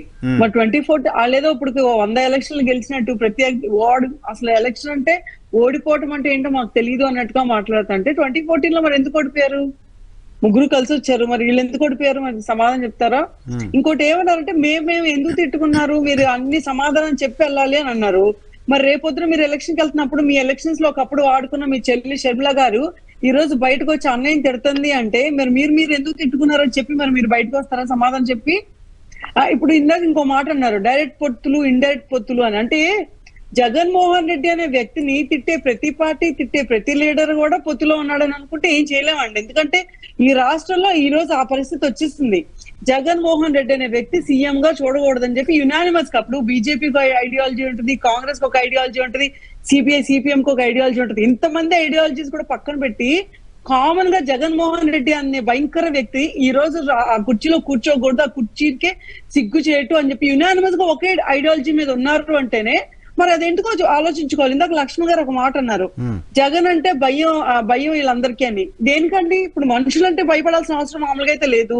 ఒక న్యాయబద్ధంగా లేకపోతే ఒక డెమోక్రసీని పాలించే వాడికి భయపడాల్సిన అవసరం లేదు. వెళ్తాం ఏముంది. ఇప్పుడు ఇందాక వెంకటరెడ్డి గారు చెప్పినట్టే చంద్రబాబు నాయుడుకి ఏం ఓటమేం కొత్త కాదు. ఇంతకుముందు కూడా ఓడిపోయాం, గెలుస్తూ ఉంటాం, ఇట్స్ ఓకే. ఓటమి ఏం కొత్త కాదు. లేకపోతే ఓటమి రాగానే పరిగెత్తుకుని మొన్న 23 సీట్లు వచ్చినప్పుడు ఇంకేముంది, పార్టీ అయిపోయింది, ఇంకా బాబు బయటకు రాడు, లోకేష్ పని అయిపోయింది అనుకున్నారు. అలాంటిది బయటకు వచ్చాం. ఈ రోజు మళ్ళీ మా స్ట్రెంగ్త్ మేము సాధించుకున్నాం. ఈ స్ట్రెంగ్త్ సాధించుకునే ఈ ప్రాసెస్ లో, ఈ హార్డ్ వర్క్ లో మా హార్డ్ వర్కే ఉంది కానీ ఎవరో వచ్చి మాకు వచ్చి సపోర్ట్ చేయలేదు, మాకు ఎవరో వచ్చి లిఫ్ట్ ఇవ్వలేదు, ఎక్కడిని అని చెప్పి మమ్మల్ని ఎవరు ప్రచారం చేయలేదు. మేము హార్డ్ వర్క్ చేయకుండా, మేము ప్రజల్లో లేకుండా ఈ రోజు దాకా ఒక్క రోజు కూడా లేవు. మేము పవర్ లో ఉంటామా లేదా పక్కన పెడితే ప్రజల్లో ఉన్నామా లేదా అనేది నాకు ఫస్ట్ క్వశ్చన్, నేను ఆన్సర్ చెప్తున్నాను. నేను ఇప్పుడు జగన్మోహన్ రెడ్డి ఉన్నారు, పవర్ లోకి వచ్చాక ఒక్క రోజులో కూడా ప్రజల్లోకి ఎందుకు వెళ్ళలేదు? ఎందుకు ఎన్ని పార్టీలు జగన్మోహన్ రెడ్డి అనే వ్యక్తి ఉండకూడదు అని ఎంత దృఢంగా ఎంత నిర్ణయించుకున్నారు అంటే ఆయనకి తెలియాలి. ఆయన సొంత ఫ్యామిలీ మెంబర్ సునీత గారు నేను లాస్ట్ టైం చూశాను, ఆవిడ ఏడుస్తుంది కెమెరా ముందుకు వచ్చి. నా పుట్టుక గురించి, మా షర్మిల గారి పుట్టుక గురించి కూడా నీచంగా మాట్లాడుతుంది. ఈ పార్టీ ఏం చేయాలి, ఈ పార్టీ ఇంత దారుణంకి దిగజారాలా అని చెప్పి ఆ సొంత ఇంట్లో వాళ్ళే చెప్తున్నారు. మరి దానికి సమాధానం చెప్పుకొని ముందుకెళ్ళంటే రేపు పొద్దున సోషల్ మీడియాలో వచ్చే ప్రధానికి జగన్మోహన్ రెడ్డి గారు రియాక్ట్ అవ్వాలంటే, తెలుగుదేశం పార్టీ పెట్టే సోషల్ మీడియా పోస్టులు అంటికి చంద్రబాబు నాయుడు, లోకేష్ బాధ్యత తీసుకుంటానంటే దానికి మేము కూడా సమాధానం చెప్తాం. ఎందుకంటే సోషల్ మీడియాలో ఎవడో ఏదో మాట్లాడుకున్నానికి మాకు ఏం సంబంధం? ఎవరు మాట్లాడారు? షర్మిల గారిని మేము ఎక్కడ పరుషపద్యాలతో మాట్లాడలా, ఎక్కడ వ్యక్తిగత దోషణలు చేయలేదు. సునీత గారిని కూడా వ్యక్తిగత దోషణలు చేయలా. వాళ్ళు ఎవరు ట్రాప్ లో ఉండి పని చేస్తున్నారు ఏంటనేది మా దగ్గర క్లియర్ కట్ ఎవిడెన్స్ ఉంది కాబట్టి అదే మేము ఎస్టాబ్లిష్ చేశాం తప్ప వ్యక్తిగత దోషణలు వాళ్ళు ఎవడో సోషల్ మీడియాలో పనికి మాలినాడు ఎవడో పోస్ట్ పెడతాడు, దానికి మాకేం సంబంధం? ఒకడు పెట్టాడు జనసేన కార్యకర్త, ముఖ్యమంత్రి గారిని చంపేసి పేగులు మెల్ల వేసుకొని తిరగాలి అని చెప్పి ఎసరాడ్ మీద తర్వాత కేసు పెట్టారు అనుకోండి. ఇప్పుడు ఏం చేయాలి? ఇప్పుడు అందుకని పవన్ కళ్యాణ్ పెట్టించాడని మేము అన్నాం. దానికి పవన్ కళ్యాణ్ క్షమాపణ చెబుతాడా? ఎవడో పెట్టిన దానికి దాన్ని మాకు అంటగట్టదు దయచేసి. రెండో అంశం వచ్చేటప్పటికి చెల్లి ఎందుకు వెళ్ళిపోయింది, పబ్లిక్ అడిగితే పబ్లిక్ మేము కూడా దాన్ని ఎందుకు వెళ్ళిపోయిందో చెప్తాం. ఆమె ఏం కావాలంటే వెళ్ళిపోయింది, ఏం ఇవ్వనంటే వెళ్ళిపోయిందో కూడా చెప్తాం. అది తెలుగుదేశానికి అనవసరమైనటువంటిది కదా. లేకపోతే మీ పార్టీలో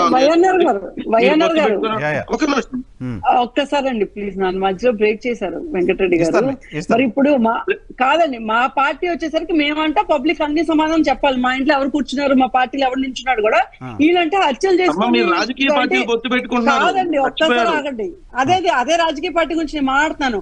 2019 నుంచి అంటే 2019 ముందు కరెక్ట్గా బాబాయ్ చనిపోతే మా మీద ఇంకే ఉంది, వీళ్ళే చంపించారు, మాకు సిబిఐ ఎంక్వైరీ కావాలన్నోళ్ళు అతను మాకు సిబిఐ వద్దని చెప్పి ఎందుకు మరి పిటిషన్ అది ఎందుకు జరుగుతుంది?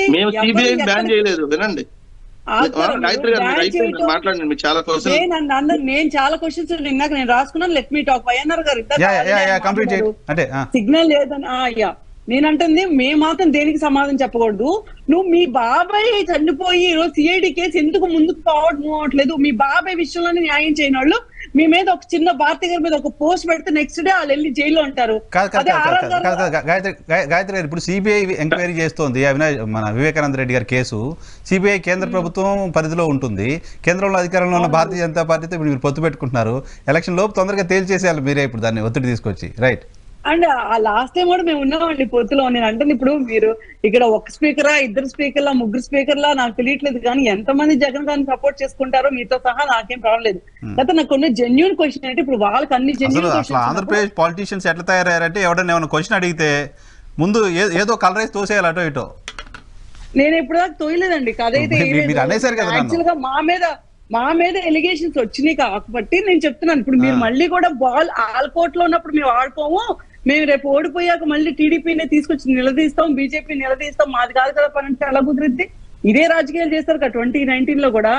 అందరు విన్నాము, నమ్మాము. ఈ రోజు బయటకు వచ్చి ఒక్కొక్కరు మాట్లాడుతారు మాకు ఆస్తులు ఇవ్వలేదని. ఇందాక ఒక మాట అన్నారు, ఎవడో సోషల్ మీడియాలో మాట్లాడుతున్నాడండి, నేను ఎవరో గురించి చెప్పట్లేదండి. సొంతంగా షర్మిల గారు ఒక మాట అన్నారు, సాక్షిలో నీకెంత ఉందో వాటా నాకు కూడా అంతే ఉంది వాటా, అలాంటి సాక్షిని నా మీద ఇట్లా విష ప్రచారం చేయడానికి వాడుకుంటున్నారంటే మాకు బాధేస్తుంది, ఇంత దిగజారాల అన్నా అని చెప్పి ఆ పార్టీలో ఉన్న ప్రతి లీడర్ గురించి మాట్లాడారు. వైఎస్ఆర్ పార్టీ అంటే అసలు రాజశేఖర రెడ్డి పేరు కాదు, ఆయన పద్ధతి అసలు లేదు. దీంట్లో వైవి సుబ్బారెడ్డి లేకపోతే విజయసాయి రెడ్డి ఇంకేదో రెడ్డి వీళ్ళందరి పార్టీ ఇది, మా నాన్న పార్టీ అయితే కాదు అని ఆవిడ చెప్పారు. మరి ఇవన్నిటికి ఎందుకంటే ఆ నాన్న ఫోటో మొన్నటిదాకా ఉండేది, ఇప్పుడు అంటే తీసేశారు అనుకోండి సాక్షిలో కూడా. మరి వైఎస్ఆర్ గారి పేరుతో ఆ సింపతితో ఆ డ్రామాతో స్టార్ట్ చేసినప్పుడు మరి ఆ డ్రామా ఇప్పుడు ఎందుకు ఎండ్ అయింది ఏంటి, దీనికి కంక్లూజన్ ఏంటి చెప్పాక మీరు పక్క పార్టీ గురించి మా పార్టీ గురించి మాట్లాడే ముందు మీ పార్టీలో ఏమైనా ఇబ్బందులు ఉంటే ముందు మీరు మాట్లాడండి. ఇది నా కంక్లూజన్. వెంకటరెడ్డి గారు, నేను అది చెప్పాను సార్, షర్మిల గారికి సంబంధించి డెఫినెట్లీ దానికి మేము ఆన్సర్ చేస్తున్నాం. ఇప్పుడు ఆమె మొన్నటిదాకా వైఎస్ఆర్ కాంగ్రెస్ పార్టీ మా నాన్న ఆశయాలతో పెట్టిన పార్టీ అని ఆమె కూడా ప్రచారం చేసి, మరి ఇప్పుడు సడన్ గా ఆమెకి అదే కాంగ్రెస్ పార్టీ మీద ఉమ్మేయాలని చెప్పి, మరి అదే ఉమ్మేయాలన్న పార్టీలోకి ఎందుకు వెళ్ళింది అనేది ఆమె సమాధానం చెప్పాలి, అంతే కదా? ఆమె సమాధానం చెప్పాలి. గాయత్రి గారు చెప్పిన ఒక వ్యాలిడ్ పాయింట్ ఏంటంటే, ఎవరో సోషల్ మీడియాలో పెట్టిన దానికి మేము స్పందిస్తారా, ముఖ్యమంత్రి స్పందిస్తారా అన్నారు మీరు. కానీ ఎవరో సోషల్ మీడియాలో పెట్టింది కదా, సాక్షిలో వచ్చిన దానికైతే స్పందించాలిగా, ముఖ్యమంత్రి రెస్పాన్సిబిలిటీ ఉంటుంది. సాక్షిలో ఏమని రాశారు సార్? సాక్షిలో కొంతమందితో నాకు వ్యతిరేకంగా మాట్లాడిస్తున్నారు అంటూ షర్మిల గారు మాట్లాడారు, డెఫినెట్ గా అడ్రస్ చేయాలి కదా దాన్ని. ఆమెకు వ్యతిరేకమైంది సార్, కాంగ్రెస్ పార్టీ గురించి మాట్లాడిస్తాం. అప్పుడు కాంగ్రెస్ పార్టీ అధ్యక్షురాలు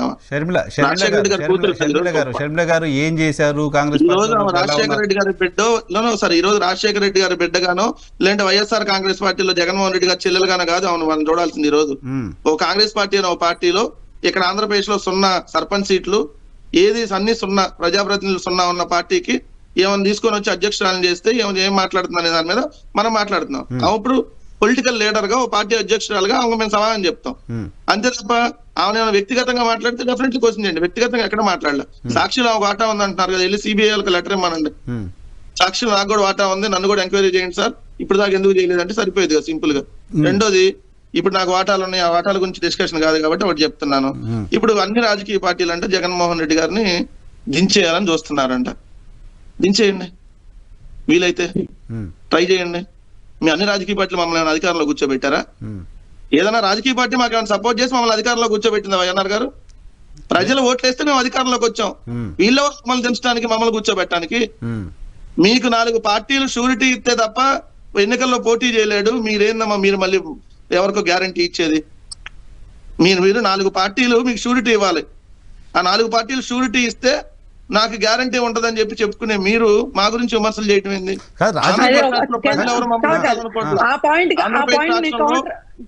ప్రజలు మమ్మల్ని అధికారంలో తీసుకొని వచ్చారు, రాజకీయ పార్టీలు మాకు అధికారం తీసుకునే వాళ్ళ లేదంటే మా మీద ఈ రోజు నిత్యం వ్యతిరేక వార్తలు రాస్తున్న తెలంగాణలో కూర్చొని తెలంగాణలో ఓటు హక్కు ఉన్నటువంటి ఆ 2 పత్రికా అధిపతులు లేదంటే ఆ ఛానల్ అధిపతులు, వాళ్ళు తెలంగాణ రాష్ట్రంలో ఓటు హక్కు ఉంది, కంప్లీట్ గా వాళ్ళు తెలంగాణ బ్యాక్గ్రౌండ్, ఆస్తులు తెలంగాణ, వాళ్ళు కట్టే ట్యాక్సులు తెలంగాణ, వాళ్ళే మమ్మల్ని అధికారంలో కూర్చోబెట్టలా.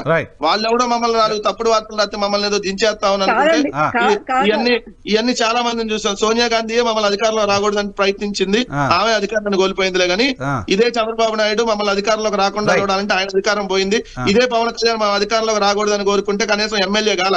సో చాలా మంది చూసాం గానీ ఇట్లాంటివన్నీ మాకేం కొత్త కాదు. ఏంటి గాయత్రి గారు? కాదు, ఇందాక మాకు అంటే బాబు గారికి అందరూ షూరిటీలు ఇస్తే గానీ ఆయన ఎలక్షన్ కి వెళ్ళారన్నా కదా, మరి మీకేంటండి ఐఏఎస్ ఆఫీసులు షూరిటీలు ఇచ్చి మీకేమైనా డేటా అప్పచెప్పి మీ దొంగ లాగిన్స్ ద్వారా ఓటర్లు జాయిన్ చేస్తే అప్పుడు మీరు ఎలక్షన్ కి వెళ్ళి గెలుస్తారా? మన తిరుపతి బై ఎలక్షన్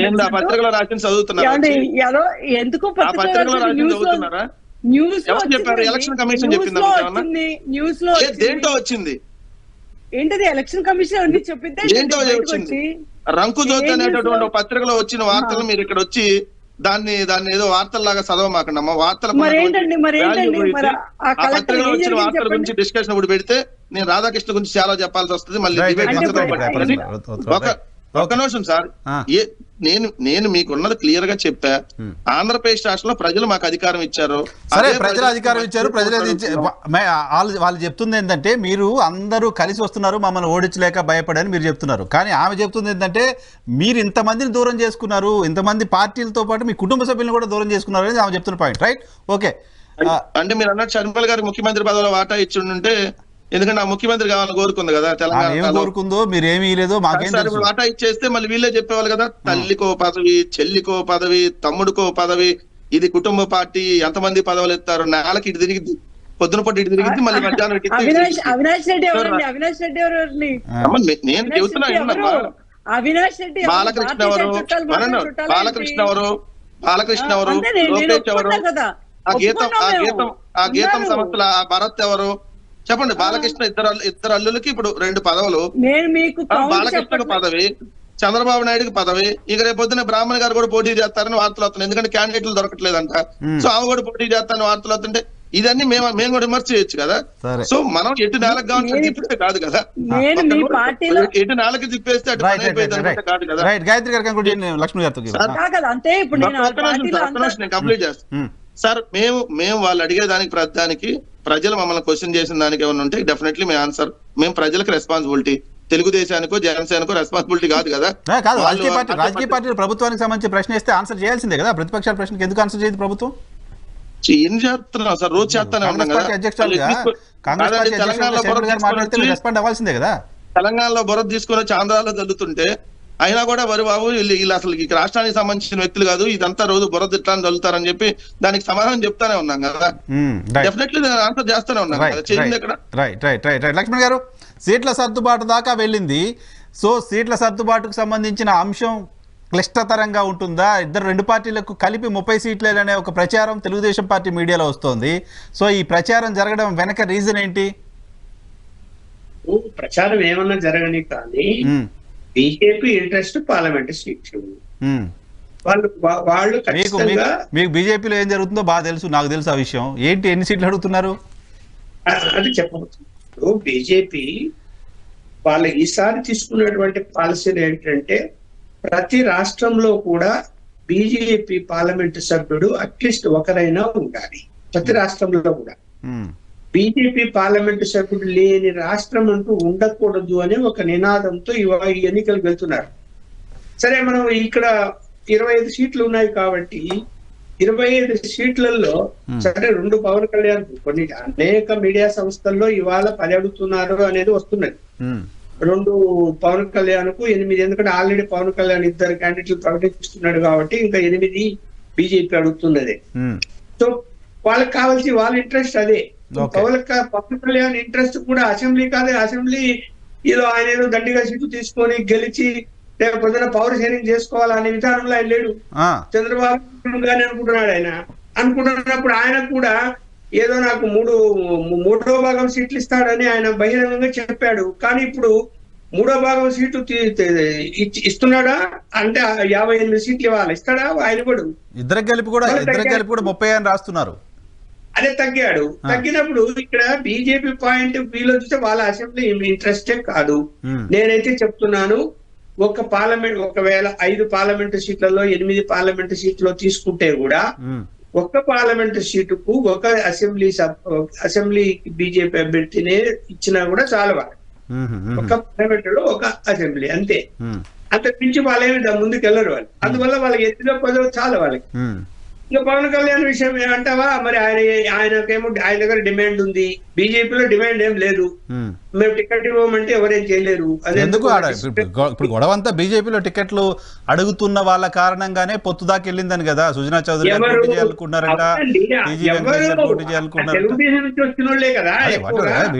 పురంధేశ్వరి గారు పోటీ చేయాలనుకున్నారంట, జీవీఎల్ గారు అడుగుతున్న మాట నిజమే, సీఎం రమేష్ నిజమే, సుజనా చౌదరి నిజమే. వాళ్ళెవరు వేరే పార్టీ నుంచి వచ్చిన వాళ్ళు కదా. బీజేపీ సార్, బీజేపీ కదా వేరే పార్టీ నుంచి వచ్చినా కారణం చెప్పలేదు. నేనేం చెప్తున్నానంటే ఎవరు ఏమైనా కూడా కనీసం 5 సీట్లైనా గెలుచుకోవాలనేటువంటి లక్ష్యం బీజేపీకి ఉంది. అక్కడ 5 గెలవాలంటే 8 తీసుకోవాలి కదా. నా పాయింట్ ఏంటంటే ఇప్పుడు ఎవరు గెలిచినా బీజేపీ లెక్కలోనే ఉన్నాయి కదా ఆంధ్రప్రదేశ్ లో. అది లెక్క, అది కాదు. ఇందాక చెప్పే కదా నేను, ప్రతి రాష్ట్రంలో సొంతంగా బీజేపీ అభ్యర్థులు కాదు, బీజేపీ పార్లమెంట్ మెంబర్స్ ఉండాలి వాళ్ళకి. అవునా? ఓకే, అది కదా పాలసీ ఈసారి. ఓకే, అడుగుదాం ఒకసారి బీజేపీ వాళ్ళు. వెంకటేశ్వర రెడ్డి గారు అంతేనా? కాదు, దానికి అన్నప్పుడు ఆల్రెడీ తెలుగుదేశం నుంచి గెలిచిన వాళ్ళు అటు వెళ్ళిపోయి ఇప్పుడు ఉన్నట్లు లెక్కేగా బీజేపీ కింద. అది రాజ్యసభ కదా. వైఎన్ఆర్ గారు పెద్దలు విశ్లేషకులు వారు ఎట్లా అంటే చాలా స్వేచ్ఛగా చెప్పేస్తున్నారు. అయితే తెలుగుదేశంలో గాని వైఎస్ఆర్ కాంగ్రెస్ పార్టీలో గాని ఈ రోజు వేరే పార్టీ నుంచి వెళ్ళిన వాళ్ళే ఉన్నారు కదా. కాబట్టి భారతీయ జనతా పార్టీలో ఇంకొక పార్టీ నుంచి రావటం అనేది ప్రజాస్వామ్యంలో అది ఇంకొక విధంగా అనుకుంటే ఎట్లా అవుతుంది. కాబట్టి ఒక్కసారి భారతీయ జనతా పార్టీలో చేరినప్పటికీ భారతీయ జనతా పార్టీ నాయకులే. ఆ పార్టీకి సంబంధించిన సింబల్ మీద పోటీ చేస్తే వాళ్ళే. మీకు ఇన్ని విషయాలు తెలుసు కదా. కాబట్టి ప్రతిదానికి ఆంధ్రప్రదేశ్ లో ఒకటి ఏంటంటే భారతీయ జనతా పార్టీని ఇంకొక విధంగా బూచిగా చూపడం అనేది మీడియా కానీ మిగతా అందరు పెద్దలందరికీ కూడా ఒక విధమైన అలవాటు అయిపోయింది. కాబట్టి భారతీయ జనతా పార్టీ ఈ రాష్ట్రంలో అసెంబ్లీలో కూడా పోటీ చేస్తుంది, మంచి సంఖ్యలోనే ఖచ్చితంగా పవర్ షేరింగ్ కూడా చేసుకోవడానికి సిద్ధంగా ఉంది. అంటే వాళ్ళు మాట్లాడే మాటలు కొంచెం అట్లా ఇంతకుముందు కొద్దిసేపటి క్రితం నేను సుజనా చౌదరి గారు ఎక్కడ మాట్లాడడం విన్నా. ఏం మాట్లాడుతున్నారు ఆయన అంటే 2014లో ఎన్డీఏ అధికారంలోకి రావడానికి తెలుగుదేశం పార్టీయే కారణమైంది, ఇప్పుడు కూడా తెలుగుదేశం పార్టీ ఉంటేనే ఎన్డీఏకి అడ్వాంటేజ్ అవుద్ది అని చెప్తున్నారు, బీయింగే భారతీయ జనతా పార్టీ లీడర్. కొంచెం హార్డ్గా అనిపించింది అది. ఎవరన్నా అట్లా మాట్లాడితే కూడా అవి వ్యక్తిగత వ్యాఖ్యలే, అవి ఏం అధికారికమైన వ్యాఖ్యలేం కాదు. అయితే విషయం ఏంటంటే ప్రపంచంలోని అతి పెద్ద రాజకీయ పార్టీ 18 కోట్ల సభ్యత్వం కలిగిన పార్టీ. ఈ రాష్ట్రంలో కూడా 2 ప్రాంతీయ పార్టీలకు సంబంధించిన సామాజిక నేపథ్యాల గురించి భారతీయ జనతా పార్టీకి 2019లో గానీ ఓట్లు వేయలేదు. కానీ అయితే మా ఓటు షేరింగ్ మాకు ఖచ్చితంగా ఉంది. మీ అందరికి కూడా తెలుసు. నిన్నటికి నిన్న ప్రపంచంలో మీది చాలా పెద్ద పార్టీ, కానీ ఆ ప్రపంచంలో ఆంధ్రప్రదేశ్ లేదు. సమస్య అది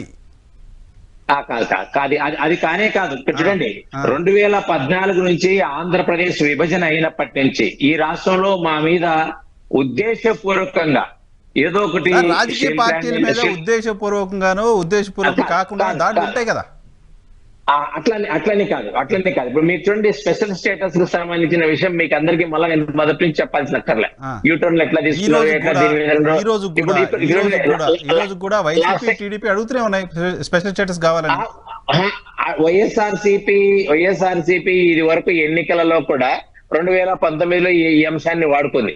ఇంతకు ముందు మేము ఇచ్చినప్పుడు కూడా తెలుగుదేశం పార్టీ అధికారంలో ఉన్నప్పుడు అసెంబ్లీ తీర్మానం చేసింది. కాబట్టి భారతీయ జనతా పార్టీ మీద ప్రజల్లో కేంద్రం ఏమీ చేయలేదనే విధంగా ఇంకొక విధంగా వీళ్ళు చొప్పిస్తున్నారు తప్ప ఇంకొకటి కానే కాదు. మా బలము చెక్కు చెదరలేదు. ఆంధ్రప్రదేశ్ లోని 46,000 పోలింగ్ బూత్లలో కూడా మా శక్తి ఉంది. పోలింగ్ బూత్ లో కూడా సార్ ఎలక్షన్ పాలిటిక్స్ లో ఎలక్షన్ లో ఎన్ని ఓట్లు వచ్చినాయి అనేది క్రైటీరియా ఎవరికైనా. త్రిపురలో 0.25% ఓటు. ఆంధ్రప్రదేశ్ లోనే 1999లో 18% ఓట్లు వచ్చాయి. 18-28 కావాలా 0.5. మీకు 2019లో జరిగిన ఎన్నికలు చాలా ప్రత్యేక పరిస్థితులలో జరిగినాయి. కాబట్టి జగన్మోహన్ రెడ్డి ఒకసారి అడిగారు, కాబట్టి నేను నష్టపోయానని చెప్పాడు. ఓదార్పు యాత్ర చేస్తానని చెప్పాడు. అలివి గారి హామీలన్నీ చెప్పాడు. కాబట్టి వారికి ఓటేశారు, ఒకసారి అవకాశం ఇద్దామని. అంత మాత్రం చేత భారతీయ జనతా పార్టీ అట్లా లేదని జాతీయ పార్టీ. కాబట్టి మా ఎట్లా 1% దాటుతారు, పొత్తు ఉంటుంది కాబట్టి టీడీపీ మీకు కలిసి వెళ్తారు కాబట్టి మీ ఓటింగ్ పర్సెంటేజ్ కూడా వేరేగా రిఫ్లెక్ట్ అవుద్ది, పర్సెంటేజ్ డెఫినెట్ గా పెరుగుద్ది. Right sir, all the very best. YNR గారు ఒకే విషయం చెప్పేస్తా, భారతీయ జనతా పార్టీకి బలం ఉంది కాబట్టి ఈ రోజు తెలుగుదేశం గాని ఇంకొకరు గాని మాతో పొత్తు పెట్టుకోవడానికి చెప్తుంది. గాయత్రి గారు చెప్తున్నారు 1% కూడా ఓట్లు లేని వాళ్ళతో మేము ఎందుకు పోతాం సార్. నేను అలా అనలేదండి, అలా వెళ్తున్నామంటే రీజన్ ఏంటో చూడండి అన్నారు. అంటే దాని రీజన్ వేరే. ఫ్రీ అండ్ ఫెయిర్ ఎలక్షన్ జరగడం కోసం కేంద్రంలో ఉన్న భారతీయ జనతా పార్టీ మద్దతు అవసరం కాబట్టి మీతో కలిసి వెళ్తున్నారు, అంతేనా? భారతీయ జనతా పార్టీ ఇంకొక పార్టీ ఉన్నాయి, ఎన్నికల కమిషన్ నిష్పక్షపాతంగా తెలుగుదేశం పార్టీ మీ పైన అలిగేషన్ చేస్తుంది. అంటే తెలుగుదేశం బలంగా నమ్ముతుంది సార్ ఈవీఎంలు మేనేజ్ చేస్తున్నాడు మోడీ గారు. ఇప్పుడు free and fair election Jaganmohan Reddy వ్యవస్థల్ని వాడుకుంటాడు, భారతీయ జనతా పార్టీ మాతో ఉంటే వ్యవస్థల్ని వాడుకోకుండా భారతీయ జనతా పార్టీ కంట్రోల్ చేస్తుంది. That is the motto. అంటే పోయినసారి అలా వాడుకునే అవకాశాన్ని అధికారంలో టీడీపీ ఉన్న వైసీపీ వాడుకునే అవకాశాన్ని బీజేపీ ఇచ్చిందని అప్పుడు చూసాం కదా. చంద్రబాబు నాయుడు గారు ఎలక్షన్ కమిషన్ ద్వివేది గారి దగ్గరికి వెళ్ళి మా ఓట్లు అన్ని తీసేస్తున్నారని గొడవ చేయడం అదంతా కూడా చూసాం అప్పుడు. ఓఎన్ఆర్ గారు ప్రజాస్వామ్యంలో ఈవీఎంలు గాని ఎన్నికల నిర్వహణలో గాని అవి మనం ఓడిపోయిన సందర్భంలో మాట్లాడుకోవాల్సిందే తప్ప ఇంకొకటి కానే కాదు. ఎందుకంటే అత్యంత పారదర్శకంగా బలం 1% 2% ఉన్నా లేకపోయినా మీ బలం ఈవీఎంలు వ్యవస్థలు ఎలక్షన్ కమిషన్ ఈ విషయాల్లో చాలా స్ట్రాంగ్ గా ఉందని నమ్ముతున్నాను. మా బలం మీరు మా బలం టీడీపీ అనుకుంటుందని టీడీపీ అన్నా ఎవరన్నా కూడా మాకేం ఇబ్బంది లేదు. అలిగేషన్ చేసాం. గాయత్రి గారు కంక్లూడ్ చేయండి. ఓడిపోగానే చంద్రబాబు నాయుడు గారు అన్న మాటలు ఈవీఎంలు మేనేజ్ చేసి గెలిచారా అని అన్నాడు. అంటే దానికి అర్థం ఏంటి? ఈవీఎంలు ఎవరు కేంద్ర ఎన్నికల కమిషన్ ఆధ్వర్యంలో ఉంటాయి ఈవీఎంలు. అంటే ఇప్పుడు కేంద్రం దాన్ని మేనేజ్ చేసిందంటే ఈవీఎంలు మేనేజ్ చేసింది నా ఇండైరెక్ట్ అర్థంతో మాట్లాడాడు ఆ రోజు. కొంతమంది ఓపెన్ గానే మాట్లాడారు, కొంతమంది ఓపెన్ గానే మాట్లాడారు. అప్పుడు ఆ టైంలో తర్వాత వదిలేశారు. గాయత్రి గారు కంక్లూడ్ చేద్దాం. One word. వైఎన్ఆర్ గారు మీరు నన్ను బుక్ చేయడానికి మాట్లాడుతుంది. నేను ఇందాక ఏమన్నాను, అయినా సరే ఎందుకు వెళ్తుందో నాకు కూడా అంతుపట్టట్లేదండి.